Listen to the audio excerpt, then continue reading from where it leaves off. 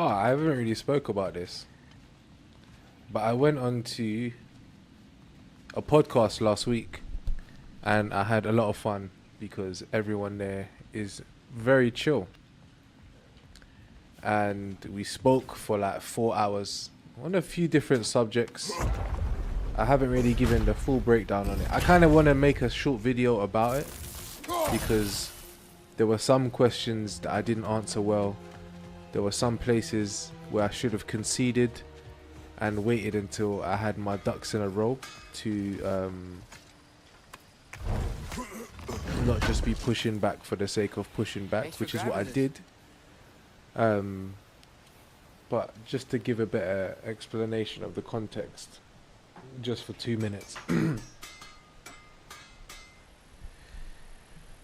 The stream was the day after TNB, which stands for the New Black, and they do a morning show every day, and I went on there and we were talking about various things with two other people. There was 5 people in the room total. Myself, a guy called Black Rob, he was wearing an MF Doom mask, a guy called The King's Monologue, who runs a YouTube channel,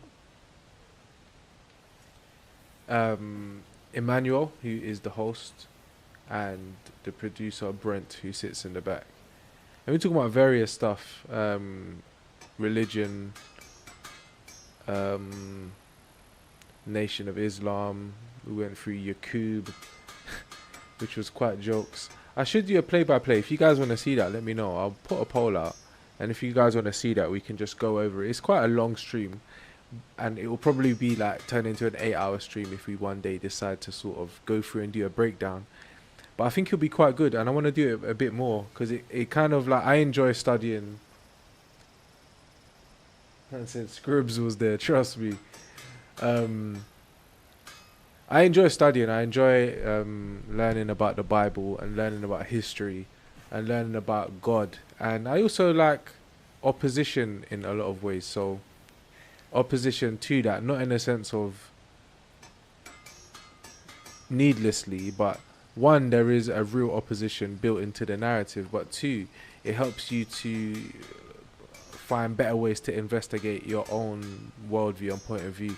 So while we were on there, and I both think myself and Black Robe did a good job, just providing some pushback for our position and asking some cool questions.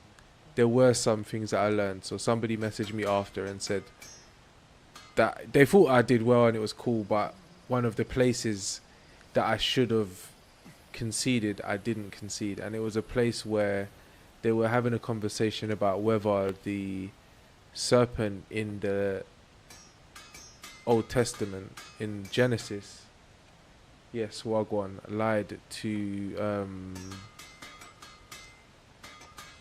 Eve.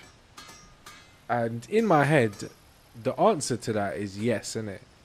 But I don't, as much as I'm a believer in the Bible and I'm a Christian, I haven't gone to church for so long because my relationship with just that whole world is just a bit broken.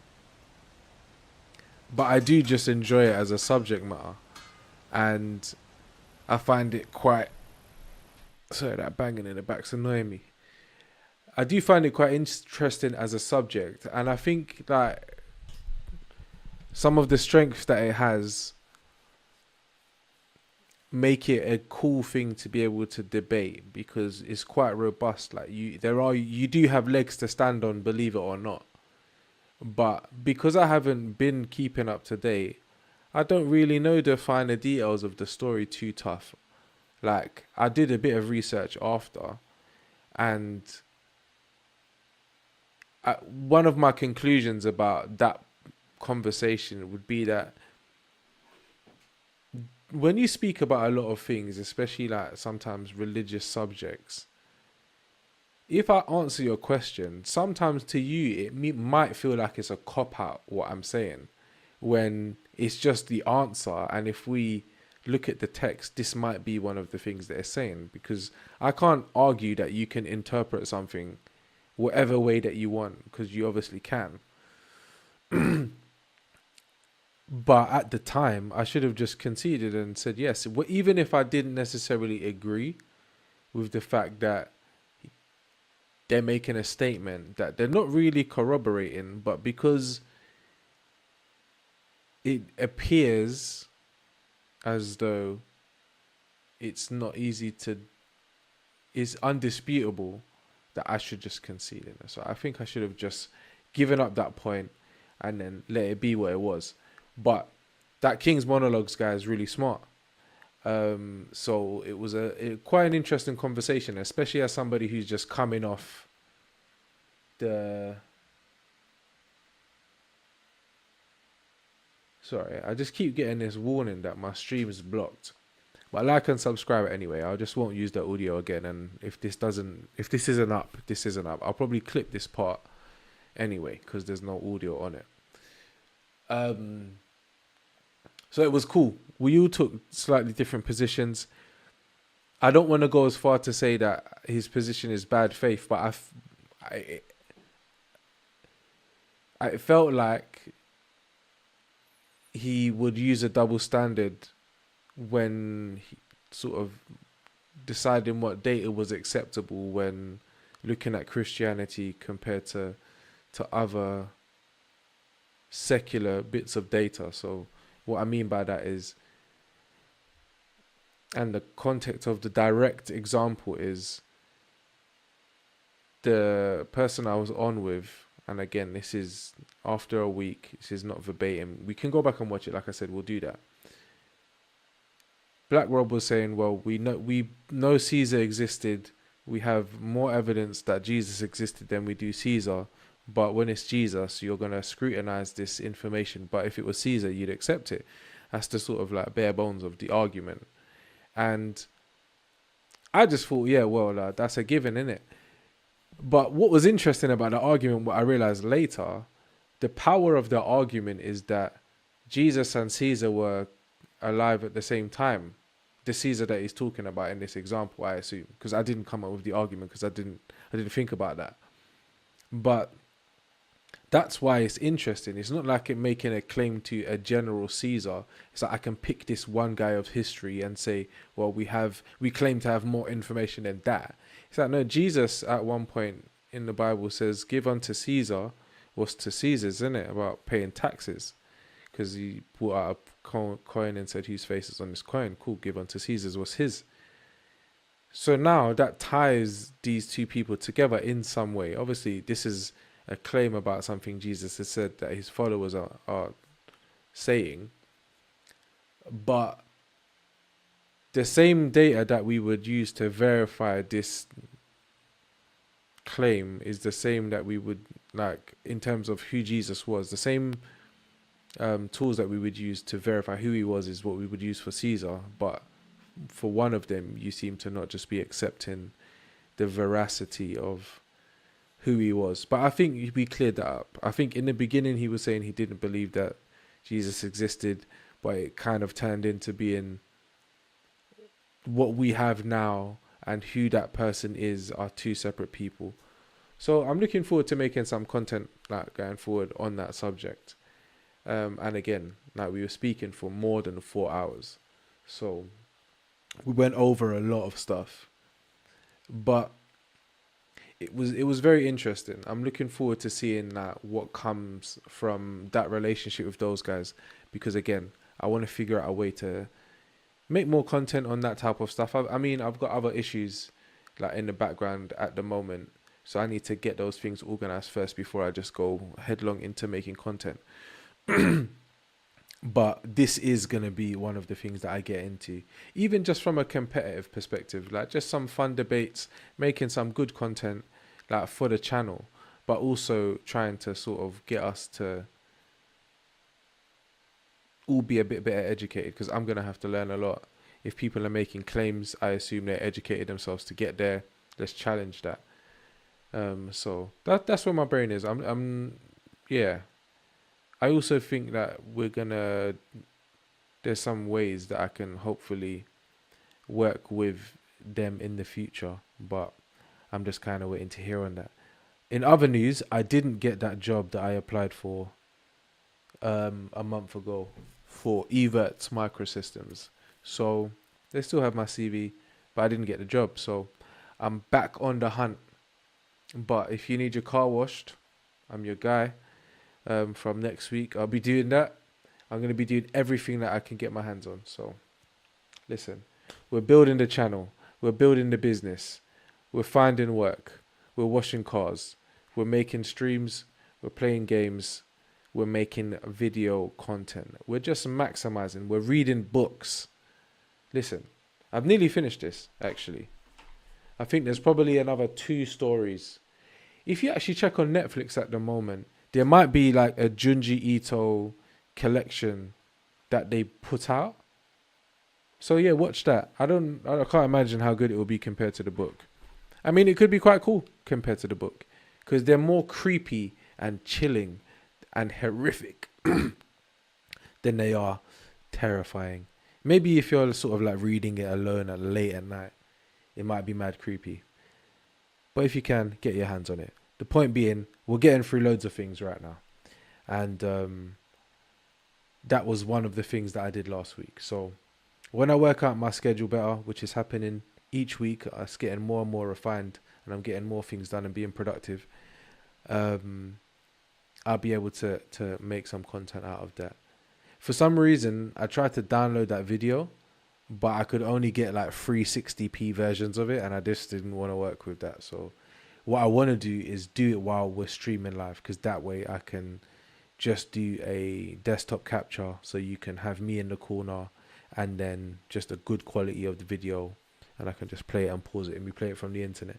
But we'll do that in the next week or so. I think next week I should have some more time, maybe on a Tuesday or on a Wednesday, and I'll just start early. We'll just do it through the day, and then we go from there, because I know a couple other people have just finished watching it and they've got some opinions to share with me, and I do appreciate them for watching. Actually, I'll put the link in the chat right now, and if you want to watch it, you can.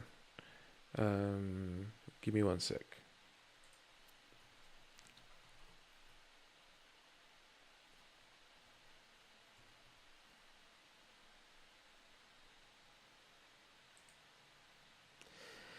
You know what's mad, yeah? When I went on their page and I looked through the average length of the videos, the stream that we were on was the longest one. Mad thing.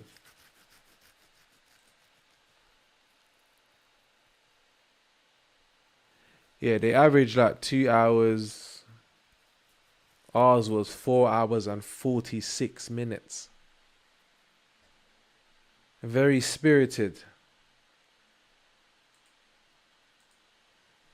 I'll show you what it looks like, actually, because they actually made a very funny thumbnail of me.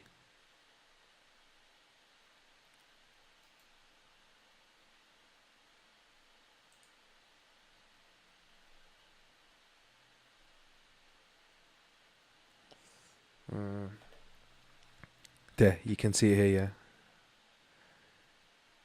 yeah. It says white supremacy with a question mark, because the week before, that's the way I actually got introduced to them. I joined their stream, was having a conversation about that as an idea, and then it went from there. But yeah, we got MF Doom, we've got Black Tate, which is the MF Doom guy. The King's Monologue, he does serious scholarly work. So he's not like me. He's actually a scholar. So he does work. I actually joined his stream later that day, and he did some presentation on hieroglyphs. And I think he was just having back and forths with people in the crowd by the time I got there. But he's at 90,000 subs, and he's just smashing it up, doing his thing. Again, we disagree on certain things, but he's been smashing it up. And he actually, when I actually sat down in the room, sorry, I'm going to play that in a sec. When I actually sat down in the room with him, I realized I knew who he was, because there's another YouTuber called Metatron, and they had a sort of back and forth Yeah, so they had a back and forth with each other that was it wasn't even private, it was quite public. And yeah, they both had like they held their sides, and they're both like historians, so they're coming at it from that perspective. And it was all very heavy, sort of scholarly stuff. Again, like I said, this guy is not a layman like me; he's an actual scholar. Check him out, King's Monologue. If you like hieroglyphs and you like ancient Egypt and you like um, those subjects, I'm probably doing a disservice to how complex what he actually is doing is, but that's all I know about him. And I just realized at the time I had heard about him before. But um, so yeah, that is me there. But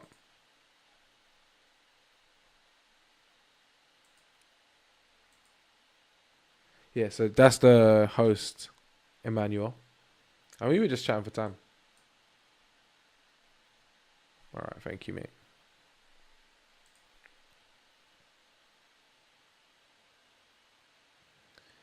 Yeah, man. We got my granddad's handkerchief there. That's the King's monologue. I think he left his glasses at home, so some people were saying that the glasses thing was weird, but it was just a necessity at the time. So again, like I said, man, these are all just cool dudes. This isn't like a backchat London type thing. It was very serious. So yeah, at one well, no, it wasn't very serious. It wasn't salacious. It wasn't silly. We were actually having a real conversation and trying to actually have a back and forth and get things out of it. I learned a lot. I do need to watch it again and maybe compile some notes, but it is 4 hours long, so I'm not going to watch it and take notes. We're just going to go through it together one day in a play by play. But yeah, I hope that made sense.